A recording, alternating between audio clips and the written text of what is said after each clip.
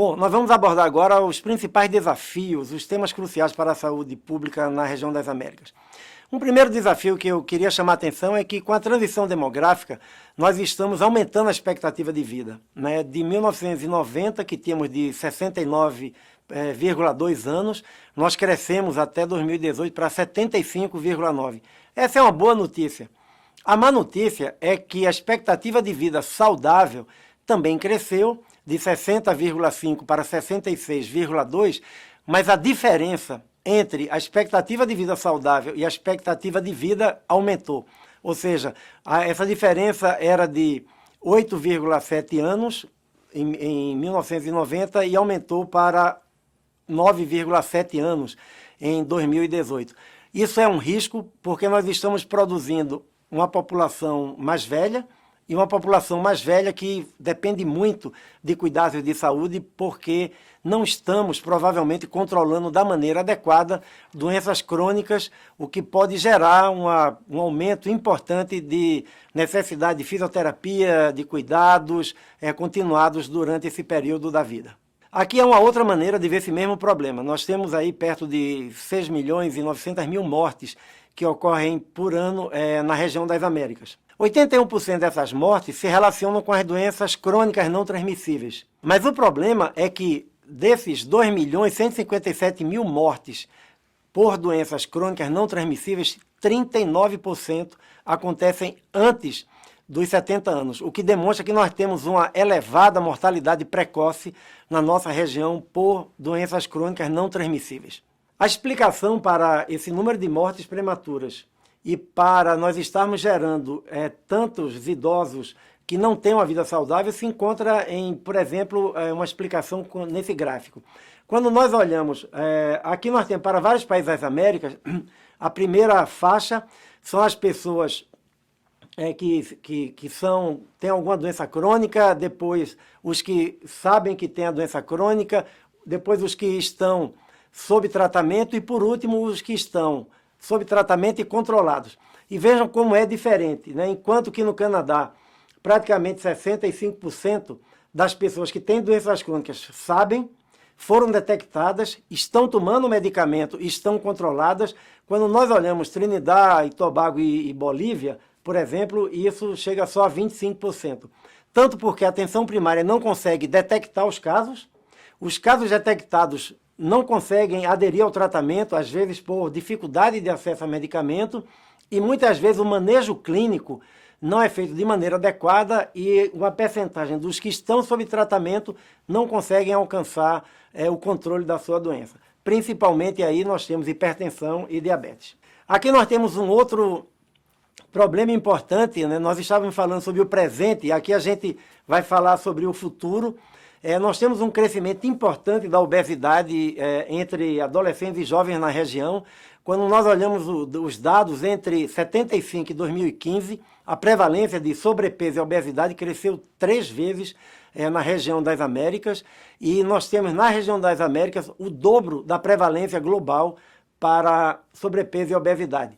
Se nós não agirmos sobre isso com medidas regulatórias, legislativas, por exemplo, etiquetado frontal de alimentos que em alguns países das Américas já foi implantado e que oferece para as famílias uma maneira rápida de fazer escolhas sobre medicamentos que não contenham açúcar, gordura ou sódio em quantidade que pode trazer um risco para a saúde. Aqui nós temos a questão do tabaco também. O tabaco nós temos alguns casos de sucesso na região, o Brasil é um deles, mas se a gente olha a região como um todo, nós ainda temos 12 dos 22 países que nós medimos a prevalência entre jovens, não há uma redução nos últimos anos em relação à questão do tabagismo entre adolescentes dos 13 aos 15 anos. Temos também esse tema crítico dos cigarros eletrônicos.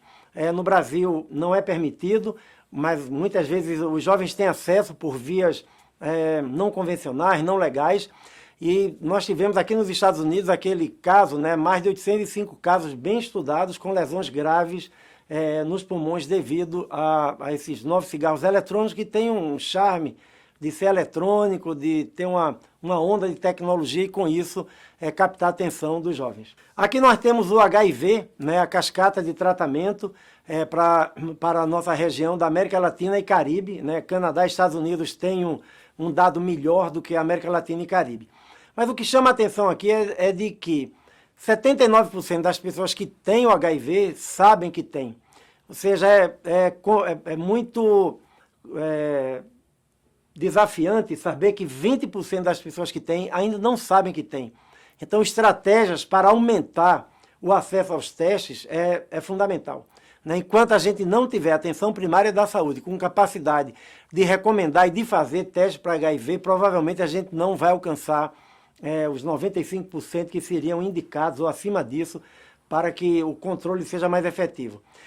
É preocupante também saber que as pessoas que estão recebendo antirretrovirais, está aí ao redor de 61%, ou seja, quase 40% dos que têm e que sabem que têm, não estão recebendo o antirretroviral e só 53% têm a carga viral suprimida. Isso provavelmente porque uma parte dos que tomam medicamento fazem de maneira intermitente ou não tem adesão por algum outro motivo ou tem dificuldade de acesso ao medicamento em alguns países da região.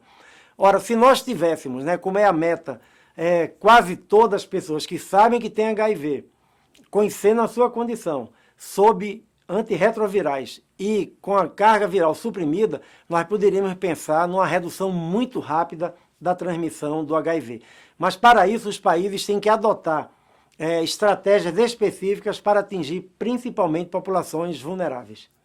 Aqui nós temos a sífilis congênita nas Américas, é um enorme desafio de saúde pública. Nós temos aí o número de casos e a taxa, cresceu de maneira muito importante por vários motivos, inclusive porque as estratégias tradicionais utilizadas não parecem estar fazendo muito efeito numa sociedade em que muitas vezes a mulher não tem um parceiro fixo e se testa durante o pré-natal, mas se reinfecta, ou quando o teste leva 3 meses até a mulher saber do resultado, 2 meses, ou seja, é necessário que cada país reveja sua estratégia e pense em coisas inovadoras. Será que não se poderia ofertar testes contra a sífilis para todo jovem adulto, todo adulto em idade reprodutiva, por exemplo, independentemente do motivo que ele procura um serviço de saúde, fazer essa oferta não seria uma maneira de alcançar mais amplamente todos os que têm a sífilis? O próximo. Aqui nós temos a questão muito importante também, que é o desafio do crescimento da resistência antimicrobiana. A implementação dos planos nacionais ainda é baixa, muito baixa. A maioria dos países desenvolveu planos nacionais, mas esses planos não chegaram ainda a uma fase de implantação. Para isso é importante aumentar a vigilância. Nós não sabemos sequer, na maioria dos países da região, qual é a carga efetiva da resistência antimicrobiana. Nós pegamos alguns indicadores, algumas bactérias que nós temos em sistemas de monitoramento, mas muitas vezes nós só tomamos conhecimento quando surgem esses surtos hospitalares que chamam a atenção da mídia. Sistemas de vigilância capazes de medir a carga de morbidade e mortalidade da resistência antimicrobiana são essenciais. Em alguns países ainda não há prescrição obrigatória, no Brasil isso já existe, o que é uma vantagem para o país, mas em vários países da região você ainda pode comprar antibióticos sem a prescrição médica. E por último, é importante uma abordagem como uma saúde, nesse novo conceito de que a saúde animal e a saúde humana, para muitos dos problemas que nós temos, tem que ser tratada com uma abordagem única. A grande maioria dos antibióticos não são utilizados em seres humanos. Se estimam que 65% dos antibióticos são utilizados na indústria da pecuária como promotores de crescimento de frangos, de porcos, ou seja, eles são utilizados não para tratar doenças, mas para evitar que os frangos e porcos adoeçam e com isso tenham um desenvolvimento mais rápido. Se não houver essa abordagem conjunta, nós vamos ter dificuldade de restringir o uso de antibióticos e utilizá-los de uma maneira mais racional. Aqui nós temos um outro dado extremamente preocupante, são os dados de cobertura vacinal da primeira e da segunda dose da tríplice viral na região das Américas. A gente percebe que com a primeira dose, há um desempenho até razoável, mas que começou a diminuir a partir de 2015. Quando a gente olha a segunda dose, o desempenho sempre está abaixo dos 95% que seria necessário. Por isso, nós tivemos surtos de sarampo importantes na Venezuela, no Brasil, aqui nos Estados Unidos. Venezuela e Brasil perderam seu certificado de eliminação, estão tomando medidas. Na Venezuela, nós já estamos há 7 meses sem nenhum caso de sarampo. Conseguimos mobilizar doações internacionais e vacinamos 8,5 milhões de crianças na Venezuela. Semana passada começou um surto na Cidade do México, pequeno, mas com potencial de expandir. Porque a cada ano que nós vamos deixando crianças sem vacinar, isso vai gerando um número de suscetíveis importantes que, quando o vírus se introduz, porque ainda há muita transmissão de sarampo em outros continentes do mundo, na Europa, na África e na Ásia, um surto pode ocorrer com uma velocidade muito grande. Sarampo é um dos vírus mais contagiosos que nós conhecemos, né? Então, olhar bem em cada país, em cada estado, em cada cidade e dentro da cidade, quais são os bairros e áreas que não estão cumprindo com as coberturas vacinais, é fundamental para que a gente evite que doenças que já estão eliminadas voltem a ocorrer. Aqui nós temos um pouco de desempenho da região com os Objetivos de Desenvolvimento do Milênio, né? Eu vou usar isso para chamar atenção para uma característica muito importante da nossa região. Aqui nós temos que para o indicador 4, mortalidade da infância, né? Mortalidade menor de 5 anos, para o indicador 6, da tuberculose, para o indicador 5 da mortalidade materna, nós reduzimos os 3, o que é uma boa conquista de todos os países da região das Américas. Cumprimos com a meta quando a gente olha a região como um todo, as metas de desenvolvimento do milênio. Entretanto, quando nós vemos aqui no próximo slide, apesar dessa redução, no próximo a gente pode ver bem que a desigualdade relativa não se moveu. Ou seja, nós temos para a grande maioria dos países da nossa região, a mortalidade na infância, a tuberculose e a mortalidade materna se concentra de uma maneira desproporcional nos 20% mais pobres da região. Por isso que é importante olhar não somente a média do país, mas buscar efetivamente avaliar as desigualdades que estão ocorrendo para que a gente não melhore a média, melhorando só os que já são melhores, mas adotando medidas adequadas para aqueles que estão em pior situação. Aqui nós temos também agora um novo desafio, que são os Objetivos de Desenvolvimento Sustentável, né, que aí a meta é para o ano 2030. Aqui nós temos uma avaliação do que pode ocorrer na nossa região com a mortalidade materna. Na linha amarela, nós temos os países, todos os países, exceto os países prioritários, e na linha vermelha nós temos os países prioritários, que são aqueles países que têm sistemas de saúde mais frágeis, né? Aí estão o Haiti, aí está o Paraguai, aí está Guatemala, Honduras, Bolívia. Quando nós olhamos o que pode acontecer, queremos chamar a atenção de que na região das Américas os países concordaram que a meta é reduzir a mortalidade materna para abaixo de 35 mortes por 100 mil nascidos vivos. Os países todos das Américas, com exceção dos países prioritários, já têm hoje um dado abaixo disso, né, praticamente, e vão cumprir essa meta com muita facilidade. Né? Só manter o que fazem hoje, que provavelmente vão chegar em 2030 muito abaixo de 35. Mas os países prioritários, aqueles que têm os sistemas de saúde com mais fragilidade, se não adotarem estratégias adequadas, apropriadas, inovadoras, não vão alcançar os 35, ficando acima do que seria a meta. Aqui nós temos um outro exemplo, né, agora com HIV. Se nós mantivermos as mesmas estratégias, nós vamos reduzir perto aí de 32% só a incidência do HIV, quando, na verdade, para alcançar a meta de 2030, dos Objetivos de Desenvolvimento Sustentável, teríamos que reduzir 75%. Ou seja, se cada país não fizer uma reflexão de como usar as novas estratégias disponíveis, o PrEP, como atingir e ampliar o acesso a testes de grupos muito vulneráveis e que têm prevalências muito elevadas, né, como jovens gays, como trabalhadoras do sexo, como travestis e outros grupos. Provavelmente a gente não consegue acelerar como deveria fazê-lo essa redução. Para terminar, nós queríamos só fazer uma síntese do que estamos trazendo nesse resumo. Primeiro, o cenário complexo de saúde que nós temos, né? Nós estamos lidando aí com o desafio das doenças crônicas, estamos lidando ainda com doenças transmissíveis que persistem, com doenças crônicas não transmissíveis que podem ter um desempenho muito melhor também no seu controle, com emergências de saúde pública, como o Covid-19 agora, mas há outras também, a dengue, chikungunya, zika. Ou seja, é um cenário complexo que exige sistemas de saúde robustos, com todas as funções essenciais de saúde pública funcionando de maneira adequada. Segundo, quero chamar a atenção para a atenção primária de saúde, uma atenção primária de saúde renovada. Uma atenção primária que atue não só como o primeiro nível de atenção, mas que atue também envolvendo ações de prevenção e de promoção, de maneira que se responsabilize de uma maneira ampla pelos problemas de saúde da comunidade.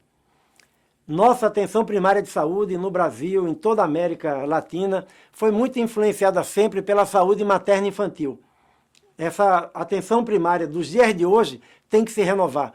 Uma atenção primária de saúde que não consegue manejar bem casos de diabetes, casos de hipertensão, que não consegue aconselhar bem e oferecer testes para HIV, que não consegue, por exemplo, monitorar como está o problema da sífilis congênita na sua área, seguramente que não está à altura das necessidades de saúde que a população tem hoje. Terceiro, é muito importante identificar barreiras de acesso. Muitas vezes nós achamos que, como esse serviço de saúde é oferecido gratuito, não há nenhuma barreira. Não é verdade.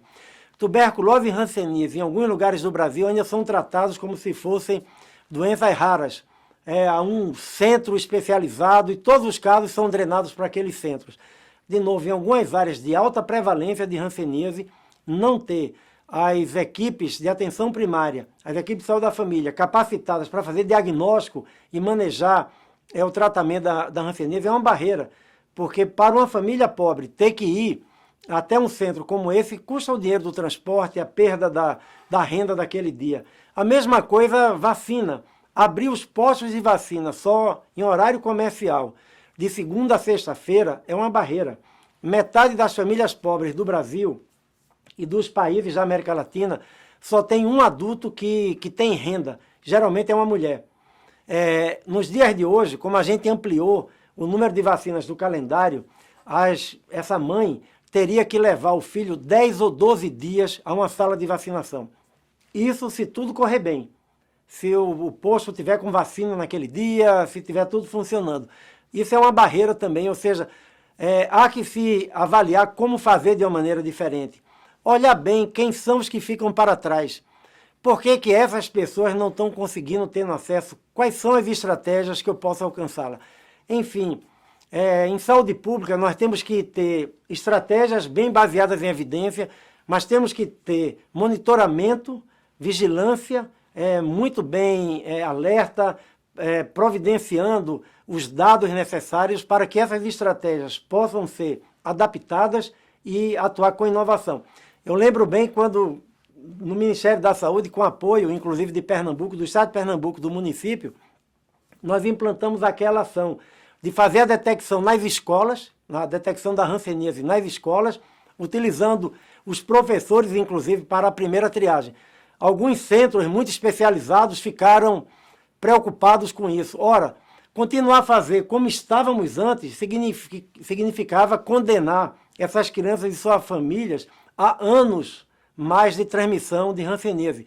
Da mesma maneira, tratamento coletivo contra parasitas, que temos medicamentos seguros que podem ser feitos, né, e implantamos também juntos naquele momento. De novo, alguns especialistas acharam que não, a família pode ir na unidade de saúde. Olha, no mundo real não é fácil assim. No mundo real significa ir na unidade de saúde, se tudo funciona bem naquele dia, colher fezes 3 dias seguidos de um filho, levar, esperar o resultado, para depois ter uma prescrição de um medicamento antiparasitário que é muito seguro para ser administrado sem nada disso. Ou seja, escolher qual é a estratégia faz toda a diferença para que as pessoas tenham efetivamente acesso. Muito obrigado.